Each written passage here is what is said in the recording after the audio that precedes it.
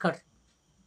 আমি শ্রী গীতার পর্বের দ্বিতীয় পর্বে, মানে মানব বিকাশের থেকে একটু আলাদা করে ছাড়িয়ে নিয়ে শ্রী গীতার আলোচনা আমি করে যাচ্ছি।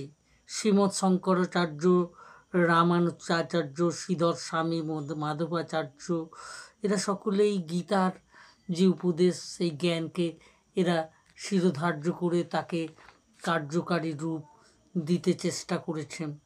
এবং এই যে আমাদের বেদভিত্তিক যে দর্শন, বেদভিত্তিক যে ধর্ম, তার বাদ দিয়েও বৌদ্ধ ধর্মের মহাযান পন্থার আবির্ভাব হলে সেখানেও পরহিতব্রত নিষ্কাম কর্মী সন্ন্যাসী সঙ্গে সৃষ্টি হয়েছিল।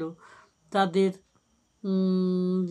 বৌদ্ধ ধর্ম তারা বৌদ্ধ ধর্মকে তিব্বত, চীন, জাপান, তুর্কিস্তান, পূর্ব ইউরোপের বিস্তার লাভ করেছিল। বৌদ্ধ ধর্ম প্রবৃত্তিমূলক, ভক্তিপর মহাযান পন্থার উদ্ভব, গীতার প্রভাব ছিল তার মধ্যে।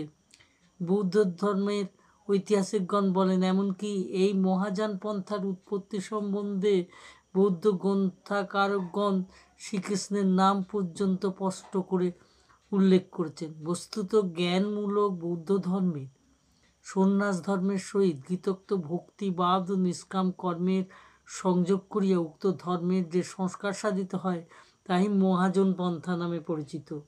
এই মহাযান পন্থার বৌদ্ধ জাতিগণের প্রাচীনকালে খ্রিস্ট জন্ম ও কর্মস্থান ইহুদি দেশে যাতায়াত ছিল।